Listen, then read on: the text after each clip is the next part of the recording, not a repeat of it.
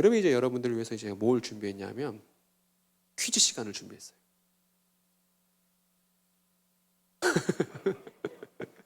유초등부 시간 같죠? 뭐냐면 이 사람들 성경에 나오는 인물들이에요. 제가 이 인물에 대해서 힌트를 드릴 거예요. 그러면 이 인물이 여러분이 갖고 있는 그림에 어디 위치에 있는 인물인지 맞추면 돼요. 할 수 있겠죠? 별로 안 어렵습니다. 여러분 들어보시면 별로 안 어려운데 할만하겠는데 싶을 거예요. 일단 이 첫 번째 인물이에요. 이 첫 번째 인물은 직업이 예언자입니다.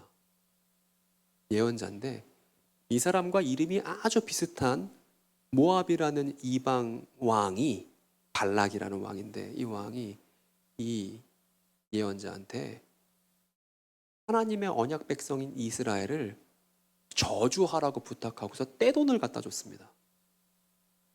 그런데 이 사람이 그 떼돈을 보니까 마음이 막 흔들려. 그래서 마음이 흔들리다 못해 따라갑니다. 저주하려면 저주해봐야지. 가요. 그러다 이 사람이 드라마틱한 일을 겪는 어떻게 겪냐면 나귀가 말을 해서 나귀를 막 후드러 패면서도 나귀에게 책망을 받는 그런 일이 있었던 성경 인물 중에 한 사람이에요. 여러분 이 사람 이름 아세요? 참 말하지 마세요. 손 들으세요. 네, 말씀하시죠. 발람이죠. 잘 맞추셨습니다. 그러면 이 발람 얘기가 어디에 나오죠? 성경 어디에 나오죠? 갑자기 또 왜 분위기가 민수기에 나와요. 민수기. 그럼 여러분 이제 진짜 중요한 건 이거죠. 그러면 이 그림에서 발람은 어느 위치에 놓아야 좋을까요? 맞춰보세요. 그렇죠. 여기죠. 여기 위치에 놔야 되는 거죠. 그럼 발람 이야기를 읽으면서 발람이 어느 시대 사람, 어디에 있는 사람 이런 거 막 모른 채 읽으면 안 되고 이 이스라엘 사람들의 광야 이야기 할 때 이 발람이라는 사람이 있는 거구나. 그러니까 발람이 언약 백성 저주하라고 돈으로 뇌물로 이제 꼬심을 당할 때 바로 앞에 보니까 무슨 내용이 나오냐 하면 이스라엘 백성들이 하나님께서 복 주시겠다고 언약을 하네. 얘는 언약의 정면으로 맞서는 놈이구나. 아주 못된 놈이구나. 이렇게 앞뒤 맥락을 보고서 이해할 수가 있게 되는 것이죠. 그죠? 발람 잘 기억해 두세요. 이게 우리가 세 번째 강의할 때, 네 번째 강의할 때도 중요한 인물이 될 거니까 발람. 그리고 민수기 22장 한번 꼭 한번 읽어보시고. 그리고 두 번째 인물입니다. 이 사람이에요. 제가 이 그림을 이번 주에 그리면서 너무 흡족했습니다. 너무 캐릭터를 잘 그렸어요. 이 사람 성품이 너무 잘 여기에 반영되어 있습니다. 이 사람 어떤 사람이냐면 이 사람 왕비인데요.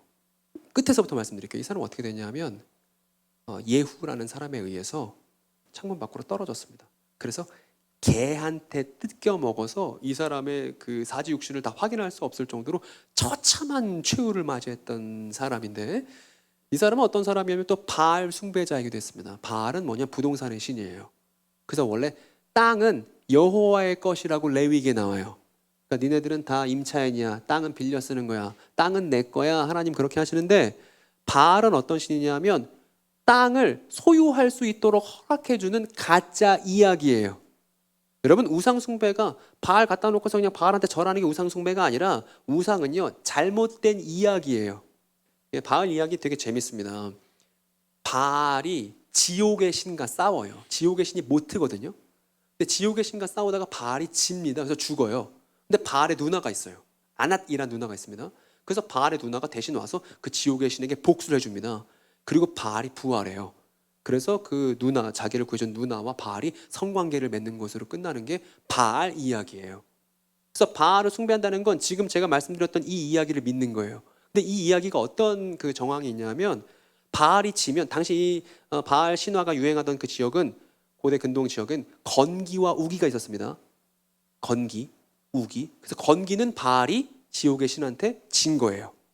우기는 이제 다시 살아나서 그 근친상간을 벌이는 걸 우기라고 생각했던 겁니다. 그래서 이 바알을 따르면 토지를 소유할 수 있고 그 토지에서 풍요로운 소산이 있어서 부자가 된다고 만들어주는 신이 이 바알 이야기인 거고 하나님은 이거 바알 이야기 가짜 이야기니까 배격해 거절해 이렇게 한 거예요. 그런데 이 여자는 바알 이야기를 믿고 있는 사람이었어요. 근데 이 사람이 누구랑 결혼했냐 하면 북이스라엘 왕이었던 북이스라엘 왕들 중에 가장 쓰레기라고 정평이 났었던 아합과 결혼했던 이 여자의 이름은 뭘까요? 그렇죠, 이세벨이죠. 그럼 여러분 여기서 우리는 끝나면 안 됩니다. 이세벨 마친 것까지 너무 잘했어요. 이세벨이 우리가 지금 그려놓은 전체 이야기 안에서 어디에 위치합니까? 그렇죠. 딱 나뉜 그 지점이죠. 우리가 대충 그려놓은 거에서는 요 지점이죠, 요 지점. 그죠? 왜냐하면 아합은 북이스라엘 왕이니까, 그리고 아직 북이스라엘이 아수르에게 멸망당하기 전이니까 이 지점에다가 이 여자를 갖다 놔야 되죠. 그죠? 이세벨. 아주 못된 여자입니다. 그릇된 이야기를 갖고 와서, 원래 이스라엘은 참된 이야기를 갖고 살아가는 민족이죠. 하나님의 참된 이야기를 보유 보존해야 되는, 또 이거를 모든 민족에게 전달해야 되는 우편배달부 역할, 참된 이야기를 전달하는 우편배달부 역할이 하나님의 언약 백성 이스라엘인데, 그 언약 백성 안에 왕비로 들어오더니 참된 이야기가 아니라 가짜 이야기를 온통 퍼뜨리는 여자가 이 여자입니다. 아주 못된 여자죠. 가짜 이야기 유포죄죠. 땅은 하나님의 건데 땅 하나님의 것 하지 말고 그냥 니네가 가져. 가짜 이야기의 결론이 소유권이에요. 그래서 저 이 이세벨 이야기를 여러분 잘 읽어보시면 무슨 일이 벌어지냐면 나봇이라는 사람이 등장합니다. 이 사람이 포도원을 잘 정성 들여 가꿨거든요. 근데 이 포도원 가꾼 거 조상 대대로 물려받아서 하나님께 받은 땅 내가 잘 관리해야겠다, 이게 나봇의 아름다운 그런 마음이었는데, 이 여자가 아합을 꼬시죠. 저거 나봇 땅 죽이고 뺏어. 이게 바알 이야기 안에서는 괜찮아요, 안 괜찮아요? 괜찮은 거예요. 근데 하나님의 이야기, 이 토라 이야기에서는 괜찮아요, 안 괜찮아요? 절대 안 되죠. 그러니까 토라 이야기 지워버리고 바알 이야기 가까운 다음에 사람들의 비인간적인 삶을 계속 추동하도록 만들었던 아주 나쁜 여자인 거죠. 거짓 이야기, 잘못된 이야기, 그릇된 이야기, 하나님의 참된 이야기 말고 다른 이야기를 언약 백성 안에 유포했었던 나쁜 여자입니다. 그래서 나중에 저 여자가 거짓 예언자들의 상징이 되는 거예요. 그리고 오늘 마지막 사람입니다. 이 사람 누구예요? 이 사람 어떤 사람이냐면, 이 사람 참 좋아합니다.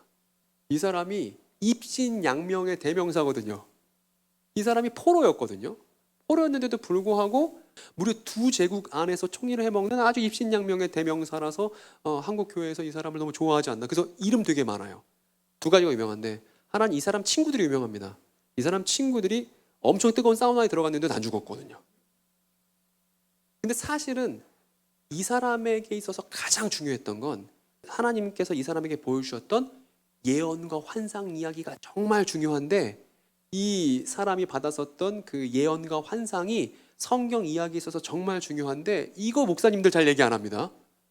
어쨌든 그래서 제가 어린이들, 청소년들 교육할 때 공과 공부 교재가 좋은지 안 좋은지를 평가할 때 무조건 이 친구를 어떻게 다루고 있는지부터 봅니다. 성이 다시인데 누구게요? 여러분 질문입니다.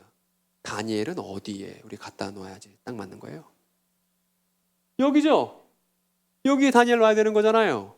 그죠? 그래서 이 3명을 요렇게 잘 배치를 우리가 해봤다. 근데 우리 하나 이야기 더 하고 마칠게요. 아까 제가 그랬죠? 하나님께서 다니엘에게 보여주셨던 환상이 너무너무 중요하다고 말씀드리지 않았습니까? 여러분 들어보셨어요? 하나님께서 다니엘에게 보여주셨던 환상 이야기 들어보셨어요? 그건 2장 환상이죠. 또요.